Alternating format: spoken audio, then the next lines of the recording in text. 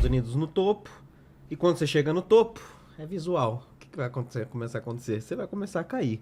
A não ser que você arranje um inimigo permanente tão forte quanto eram os inimigos da Primeira e da Segunda Guerra Mundial. É preciso ter um inimigo? É preciso ter um inimigo. Sempre. Faz parte da narrativa. Faz Não, parte da faz narrativa. parte da narrativa, mas é ruim para a economia do país, não é? Será? Quando a sua economia... depende Quando da a sua guerra. economia depende da guerra, É. a melhor coisa que tem é você fazer guerra. E pra você fazer guerra, você tem que ter um inimigo. Aí, aqueles caras que decidiram se juntar Mesmo pra... que seja uma guerra fria. Exatamente. Mas aí, será que ela é tão fria assim? A gente vai Não ver... é? Aí que eu lhe pergunto. Então vamos lá. Vamos lá. É justamente, você pegou o ponto. Deixamos de ser amigo. Se antes, até ali, a gente destruiu o Hitler, a gente fez ali o nosso... Vamos se libertar do Hitler. Sim.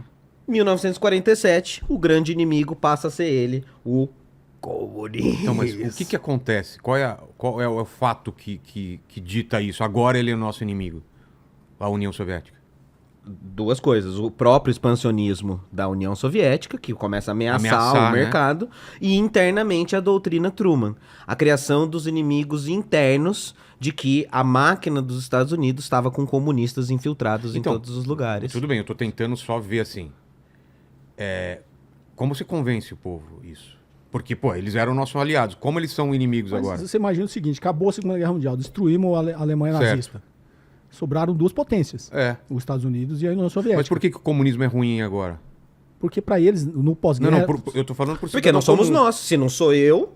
Se Não, não mas é meu como você amigo... convence a população? Eu entendo o governo fazer isso, mas como que eu, como cidadão comum, falo, não, por que a União Soviética é ruim agora? É isso que eu... É perfeito. Perfeito. É por isso que, por exemplo, você tem um setor gigantesco, é por isso que ele começa em São Hollywood. filmes, são livros... Você tem, por exemplo, todo um investimento dessa caça aos comunistas em Hollywood. De espionagem. Tem aquela história da lista negra de Hollywood, Sim, por sim. exemplo. Tá falando do macartismo, isso. Exatamente. No macartismo é um dos jeitos de você fazer isso. Você convence a população de que o inimigo tá dentro do seu próprio país, Trabalhando contra o país. trabalhando contra nos filmes, etc e tal. Então nós precisamos tomar essa indústria de cinema e tirar e afastar esses caras.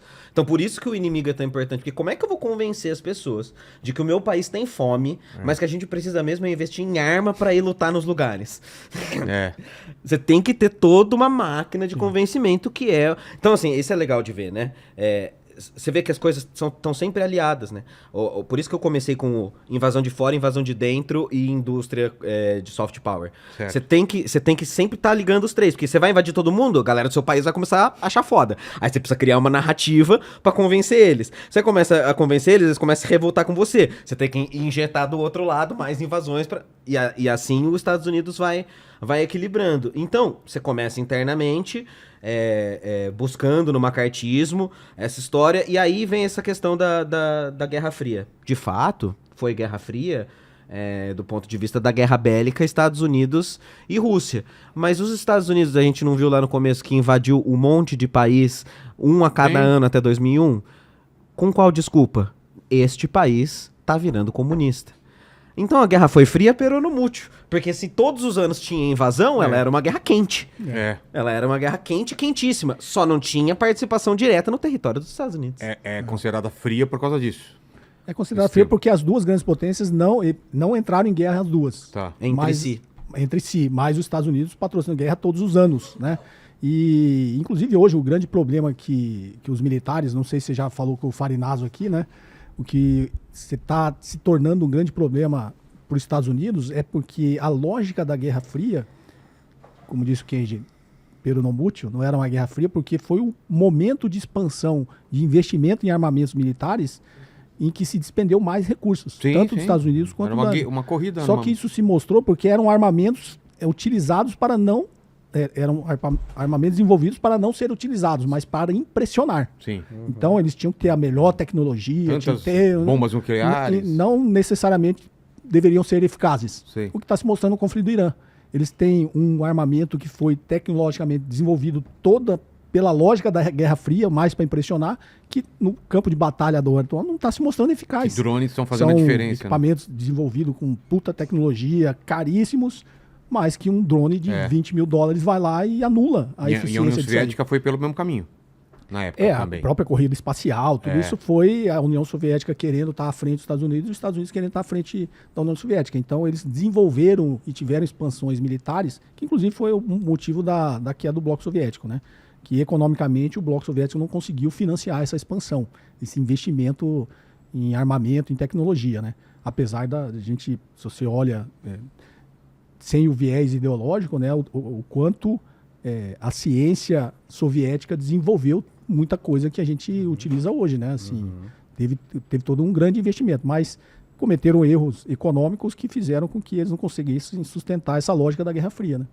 E as armas que não estavam sendo usadas para desfile, para mostrar... Porque na verdade era isso, né? Cada um tentando mostrar quem é maior. Mas as outras estavam sendo utilizadas nos países que eles iam enfiando grana. Então aí eu trouxe alguns casos pra gente pensar, que aí você vai amarrando e aí você fica maluco, né? O primeiro que eu trouxe, assim, a gente já vai chegar na banana, mas o primeiro que eu trouxe é o Irã, nos anos 50, que você tinha lá... aí eu precisei anotar, né? Porque faz muito tempo que eu não dou aula disso, algumas coisas, pra eu não esquecer os nomes e tudo. Você tinha o primeiro-ministro do Irã, eleito democraticamente, o Mossadegh. Foi o primeiro-ministro que, assim, os Estados Unidos, é importante notar, assim que o Mossadegh foi eleito, ele saiu na Time como personalidade do ano. Portanto, o Irã, no começo, era aliado dos Estados Unidos até então. O Mossadegh não era comunista, ele era um nacionalista que estava pretendendo a abertura do país. Foi o momento que o Irã teve universidade, teve voto feminino, teve direito a vestimenta, etc e tal. Só que aí o Irã, além de abrir tudo isso, ele falou assim, então, tô pensando em nacionalizar meu petróleo também. E aí os Estados Unidos, que tinha colocado o cara na Time, falou, opa, não, peraí, calma aí, vamos conversar isso aqui melhor. E aí o que ele passa a fazer? Ele começa a imprimir uma campanha de que o Irã é comunista. Pouco tempo depois, a junção do Serviço Secreto Britânico com a CIA depõe o Mossadegh, colocam o Shah de volta ao poder, uma ditadura que durou 26 anos e torturou sistematicamente, e durou até os anos 80, quando o Irã passou a ser o grande vilão na narrativa ocidental. E aí eu te pergunto, Vilela, como é que tá o Irã hoje? Tá maneiro? Levou democracia, levou liberdade, foi massa? Sabe? Só fazendo um adendo que não é sobre democracia, né? O Irã era uma democracia, o Mohamed Mossadegh foi eleito democraticamente como primeiro-ministro, mas ele cometeu, né, o impropério de falar que o petróleo do Irã é do Irã. E aí ele expropriou as empresas britânicas e americanas e ele foi derrubado justamente em 1953 e instalado, né, com a bênção dos Estados Unidos sobre a coordenação dos Estados Unidos, um estado policial que durou até a Revolução Iraniana de 79, né? E ele instalou o quê? Uma monarquia. Era uma democracia, ele derrubou a democracia e instalou uma monarquia para atender os interesses dele. Então ele não é, a preocupação dele não é com democracia, né? E aí o povo iraniano se revoltou, veio a Revolução Islâmica iraniana em 79, e aí, querendo ser sendo contra ou não, mas era uma revolução popular. Era o povo que queria aquilo.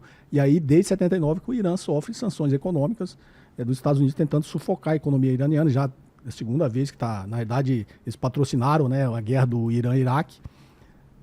O Saddam Hussein, na época, um aliado dos Estados Unidos, né, para invadir o Irã, né, e depois ele inverteu, né, e depois o Iraque virou inimigo dele. Então, o amigo, inimigo, aliado ou não dos Estados Unidos depende do momento e do interesse deles. Que aí é a tal história da banana.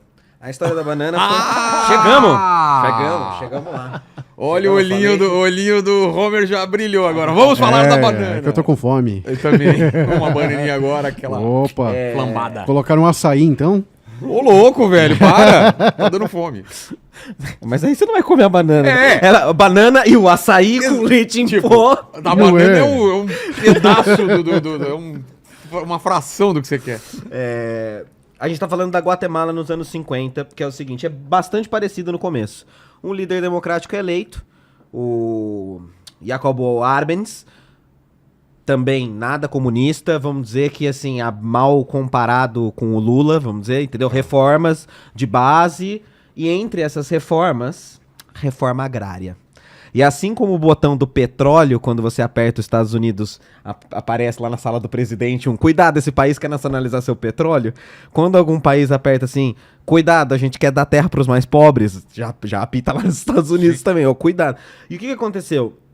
como era uma colônia, Guatemala, era muito desigual a quantidade de terras que tinha. E entre essas terras improdutivas, quem tinha muitas dessas terras era a tal da United Fruits Company, que eu falei, a companhia de frutas, que era dos Estados Unidos. E a companhia de frutas, ela especulava com as terras. Ela vendia as bananas numa terra e deixava outras improdutivas de propósito. O governo da Guatemala falou, não, essa terra é para plantar banana, essa terra é para ser distribuída. E aí a indústria falou, não. E aí, por causa de banana, foi lá falar para os Estados Unidos. Por quê? Porque o CEO dessa companhia de banana trabalhava no governo americano e o secretário de Estado tinha sido advogado da companhia. Você vê que é a mistura, né? A porta giratória. O advogado da companhia era ex-secretário do Estado e agora o CEO também trabalhava no Estado. E o que aconteceu? A CIA começou a organizar a Operação PB Success. O que constituía a operação? Fazer uma campanha de assassinato de reputação, dizendo que o presidente da Guatemala era comunista. Invadiram a Guatemala, depuseram o cara, colocaram os deles lá. Teve uma guerra civil durante 36 anos. 200 mil pessoas na Guatemala morreram. Comunidades indígenas foram massacradas, foi denunciado pela ONU como genocídio, etc e tal. E a companhia de banana teve o monopólio até os anos 90 de todas as frutas da América Latina. E é porque é o que você falou, né? Geralmente a gente pensa, não, tá invadindo pra pegar petróleo, tá invadindo pra pegar nióbio, terra rara. Cara, fruta? Se a gente quiser pegar fruta, a gente invade também. Cara. Tudo depende do momento histórico, né? Aquilo Se que o tá dando momento mais é pegar dinheiro. fruta, então vamos pegar fruta.